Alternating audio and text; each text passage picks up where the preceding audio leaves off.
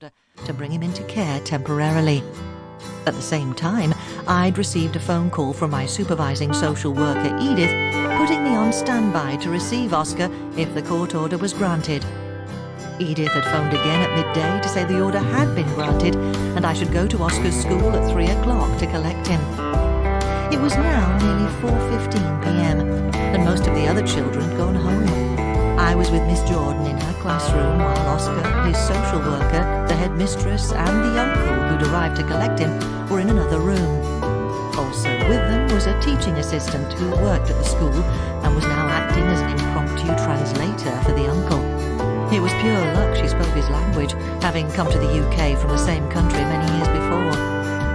I'd said goodbye to my previous foster children, Molly and Kit, in very unhappy circumstances a few days before. I tell their story in Innocent.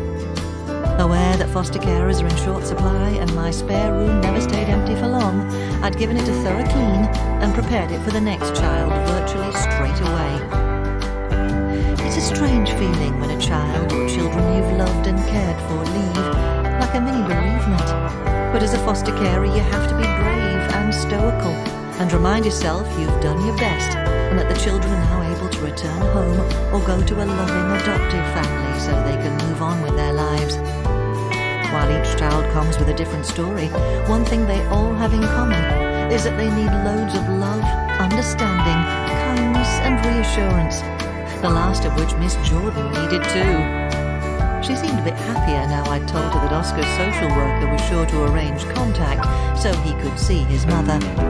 As we talked, waiting for his social worker to finish the meeting in the room next door, my mobile rang. It was Edith, my supervising social worker. "I'd better take this," I said to Miss Jordan. "Yes, of course. Have you got Oskar yet?" Edith asked. "I'm at his school now. His social worker is with him. Shall I call you once I'm home?" "Yes. Leave a voicemail message if I don't pick up, and I'll speak to you tomorrow." "Okay." Sometimes Edith updated me, but more often I updated her. As a supervising social worker, SSW, her role was to monitor, support, advise and guide the foster carer she was responsible for in all aspects of fostering. Just as I ended the call and returned my phone to my bag, the classroom door opened and a tallish man in his 30s with fair hair came in with a small boy beside him. "Oskar, love," Miss Jordan said, immediately standing and going to him. I went over too. "I'm Andrew Holmes, Oskar's social worker," the man said to me. He must have already met Erica Jordan. "Kathy Glass, foster carer," I said, smiling at Oskar. "This is the lady I told you about," Andrew explained to him. "Hello, Oskar," I said gently, my heart going out to him. He was pale, slightly built, small for his age, and his eyes were red from crying.